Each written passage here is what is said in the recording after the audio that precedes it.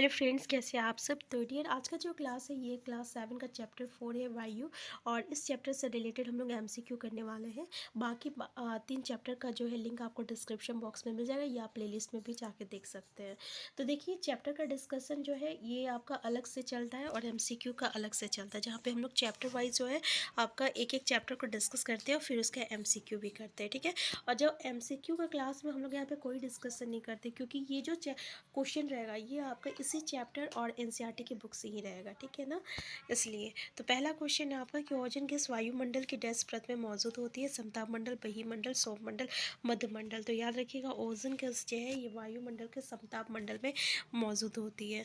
देखिए, यहाँ से आपका ना एक क्वेश्चन जो है हमेशा सीटेट में आता है। इस टॉपिक को आप कभी भी भूल के मत, मतलब कि कभी भी छोड़ के मत जाइएगा, ठीक है ना।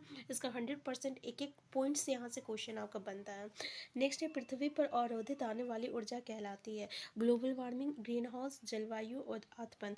तो देखिए, उसको हम लोग क्या कहते हैं, आपका आतपन कहते हैं, ठीक है। नेक्स्ट क्वेश्चन है आपका कि वायुमंडल के सबसे ऊपरी परत को कहते हैं मध्यमंडल, समताप मंडल, बहिमंडल और वायुमंडल। तो जो सबसे ऊपरी वाली परत होती है ना, उसको हम लोग बहिमंडल कहते हैं। क्या कहते हैं? बहिमंडल। नेक्स्ट क्वेश्चन है, निम्नलिखित में से कौन सी गैस ग्रीन हाउस गैस है? Carbon monoxide, oxygen, carbon dioxide, sulphur dioxide. तो याद रखिएगा, ये जो कार्बन डाइऑक्साइड जो है ना, इसी को हम लोग ग्रीन हाउस गैस कहते हैं। इसी के कारण जो रहता है आपका पृथ्वी का टेम्परेचर जो रहता है बढ़ जाता है और ग्लोबल वार्मिंग होता है, जिसके कारण जो होता है ग्लेशियर्स ये सब जो रहता है ना वो पिघलने लगती है। नेक्स्ट है आपका हवाई जहाज वायुमंडल की किस परत में उड़ते हैं? सौरमंडल, मध्यमंडल, समताप मंडल, आयन मंडल। आंसर इसका सी हो जाएगा, समताप मंडल हो जाएगा, क्योंकि समताप मंडल में किसी भी मौसम संबंधी घटना नहीं होता है, इसलिए ये जो मतलब परत होती है ना, ये हवाई जहाज के लिए सबसे बेहतर माना जाता है। और जितने भी आपका मौसम संबंधी घटना होती है ना, ठीक है, ये किस मंडल में होता है, क्वेश्चन ये भी पूछा जाता है। तो ये आपका सौर मंडल में होता है।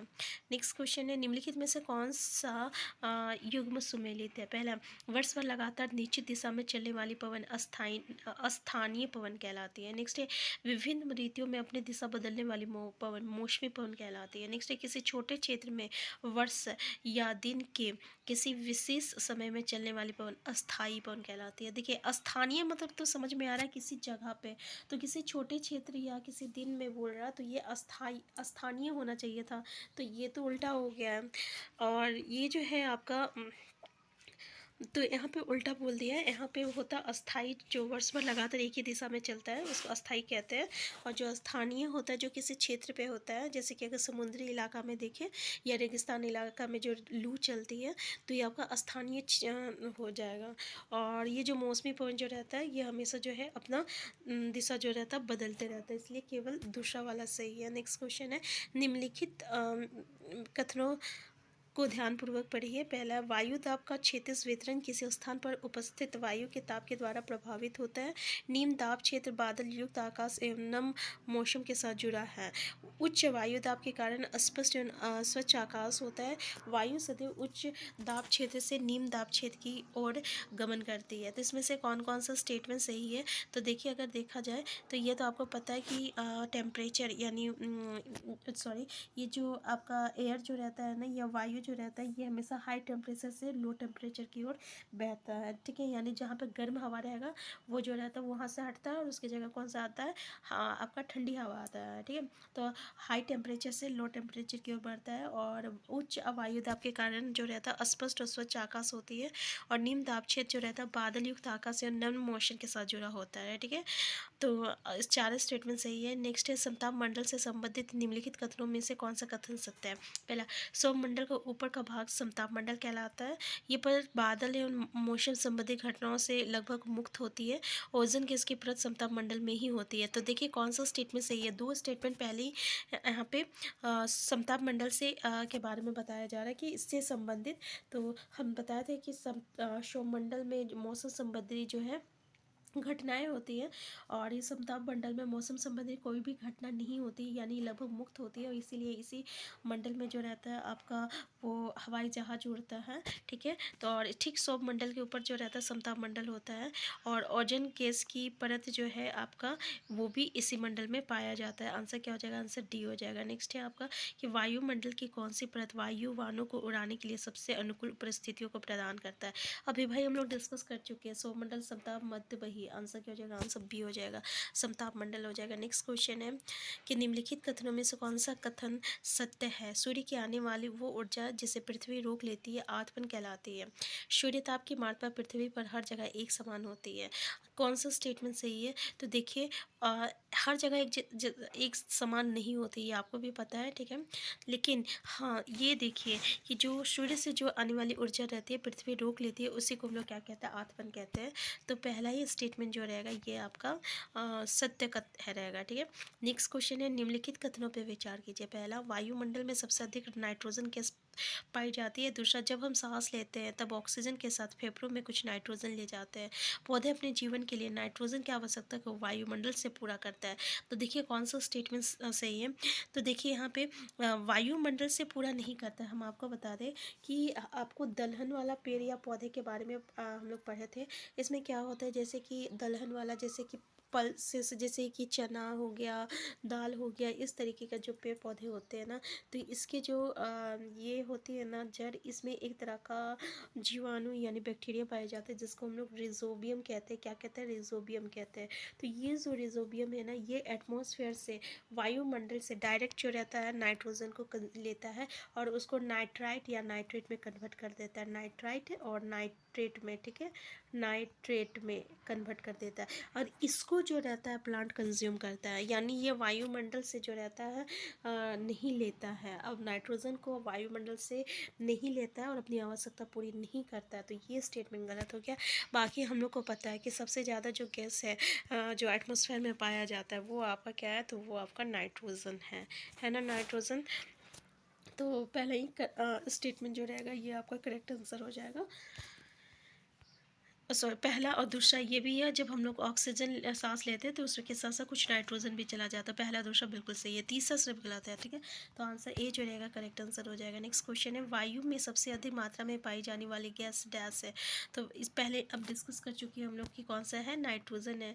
नेक्स्ट है अंतरिक्ष में आने वाली उल्कापिंड वायुमंडल में किस परत में प्रवेश करते ही जलने लगते हैं? सौरमंडल, समताप मंडल, मध्यमंडल। तो देखिए उल्कापिंड जो रहता है मध्य मंडल में जलता है। तो देखिए किस तरीके से यहाँ पे क्वेश्चन पूछा जाता है। कभी कभी तो यहाँ पे आपको इस ऑर्डर में ही अरेंजमेंट का क्वेश्चन पूछ लिया जाता है कि कौन सा सबसे पहला मंडल आता है, फिर उसके बाद क्या आता है, फिर कौन सा आता है सबसे बाहर वाला मंडल क्या होता है। तो इस तरीके से आपको अरेंजमेंट से ही क्वेश्चन जो है पूछ लिया जाता है। ठीक है, तो याद रखिएगा उल्कापिंड जो रहता है मध्य मंडल में जलता है। नेक्स्ट है निम्नलिखित कथनों पर विचार कीजिए। बृह वायुमंडल आयन मंडल में बढ़ती ऊंचाई के साथ तापमान अत्यधिक तीव्रता से बढ़ता है। रेडियो संचार के लिए ब्रह्मंडल परत का ही उपयोग होता है। इसमें से कौन सा स्टेटमेंट सही है? तो बोल दे रेडियो का जो संचार होता है ना वो आपका बहिमंडल में होता है। ठीक है, किस में होता है? बहिमंडल में होता है। और बढ़ती ऊंचाई के साथ तापमान अधिक तीव्र, ये जो है आपका बहिमंडल का कैरेक्टर को दिया गया है, इसलिए आपका कोई भी इसमें नहीं से इसमें सॉरी बहिमंडल जो रहता है ना ये सबसे ऊपर वाला मंडल होती है। बहिमंडल सबसे ऊपर वाली मंडल होती है। बहिमंडल के ऊपर नीचे जो रहता है ये बहुमंडल होता है। ठीक है, तो ये दोनों कैरेक्टर जो है ये आपका ब्रह्मंडल का होता है, बहिमंडल में नहीं होता। ठीक है, हम आपको जो है इसका ये भी दिखा देते हैं। तो देखिए यहाँ पे थोड़ा सा बोलने में हमको मिस्टेक हो गया था। हम बहिमंडल मतलब कि बहिमंडल समझ लिए थे। ठीक है ना, तो बहुमंडल में सारी क्रियाएं होती है जिसमें कि बहुमंडल में जो रहता है रेडियो संचार होती है, और इसके साथ साथ ब्रह्मंडल में देखिए बढ़ती ऊंचाई के साथ साथ तापमान अत्यधिक तीव्रता से बढ़ता है। ठीक है ना, तो हमसे मिस्टेक हो गया बोलने में। और बहिमंडल जो होती है ना ये सबसे ऊपरी परत होती है जिसको हम लोग बहिमंडल के नाम से जानते हैं। ठीक है, और ये जो रहती है सबसे पतली परत होती है, और हीलियम और हाइड्रोजन जो रहता है यहाँ से अंतरिक्ष में तैरती रहती है। तो हमारा जो कैरेक्टर था वो बहुमंडल का था। देखिए हमारा जो कैरेक्टर था ना, ये दोनों कैरेक्टर ब्रह्म मंडल का था, तो बिल्कुल सही है, ठीक है। हम थोड़ा सा पता नहीं कहाँ देख रहे थे, वही बोल दिए थे। सॉरी सॉरी, आंसर सी इसका जो रहेगा करेक्ट आंसर हो जाएगा। कभी कभी मिस्टेक हो जाता है। नेक्स्ट है मौसम की घटनाएं जैसे वर्षा, कोहरा और ओलावर्षण वायुमंडल की डैश परत में होती है। तो देखिए हम इससे पहले डिस्कस कर चुके हैं कि मौसम संबंधी जो भी घटनाएं होती है, ठीक, मौसम संबंधी जो भी घटनाएं होती है ये किस मंडल में होती है, तो ये आपका शोभ मंडल में होती है, ठीक है। तो जैसे यहाँ पे वर्षा हो गया, कोहरा हो गया, ओलावर्षण हुआ, ये मौसम संबंधी घटना है, तो किस मंडल परत में होगा, आपका शोभ मंडल में होगा, ठीक है। और कौन सा मंडल जो रहता है इससे युक्त होता है, ये मतलब कि मुक्त होता है, तो ये आपका समताप मंडल है। ऐसे भी क्वेश्चन पूछा जाता है, आंसर एक करेक्ट आंसर हो जाएगा। नेक्स्ट है पृथ्वी की तापमान में वृद्धि को डैश के रूप में जाना जाता है, ग्रीन हाउस प्रभाव, भूमंडलीय तापमान, परिस्थितिकी, इनमें से कोई भी नहीं, तो उसको हम लोग भूमंडलीय तापमान के नाम से जानते हैं। नेक्स्ट है वायुमंडल में पाई जाने वाले गैसों का प्रतिशत के आधार पर सही और ही क्रम में करना है। अब हम लोगों को पता है कि सबसे ज़्यादा नाइट्रोजन जो है रहता है, तो देखिए सबसे ज़्यादा नाइट्रोजन, फिर उसके बाद जो रहता है आपका ऑक्सीजन रहता है, फिर आर्गन, फिर कार्बन डाइऑक्साइड। तो जो रहेगा आंसर सी जो रहेगा ये इसका करेक्ट आंसर हो जाएगा, ठीक है। आंसर सी करेक्ट आंसर हो जाएगा। नेक्स्ट है नीचे दिए गए कथन को ध्यानपूर्वक पढ़िए। जैसे वायु गर्म होती जाती है, वायु के जल वाष्प ग्रहण करने की क्षमता पर क्या प्रभाव पड़ता है, बढ़ती है, घटती है, कोई प्रभाव नहीं पड़ता, या आपका पहले पड़ता है या फिर घटता है। तो जैसे जैसे जो है आपका वायु गर्म होती है, वो वायु गर्म होके क्या बन जाता है, जल वाष्प बनने लगता है, इसलिए उसकी क्षमता क्या होती है, बढ़ने लगता है, ठीक है। तो आंसर ई करेक्ट आंसर हो जाएगा, बढ़ती है हो जाएगा, ठीक है। तो पहला ही करेक्ट आंसर जो पहला ही आंसर जो है इसका करेक्ट है। तो आज की क्लास हम यहीं तक रखते हैं, और नेक्स्ट क्लास में जो है हम लोग इस चैप्टर का डिस्कशन करने वाले हैं। और एक बार जो है आप इस वायु वाला चैप्टर को जरूर करके जाइएगा, अगर और इसको अच्छे से कीजिएगा। यहाँ से आपको जो है हमें सीटेट में हमेशा क्वेश्चन एक या दो क्वेश्चन देखने को मिलता है। तो हम फिर मिलते हैं नेक्स्ट क्लास में। चैनल में नए हैं, चैनल को सब्सक्राइब कर लीजिएगा। Thank you.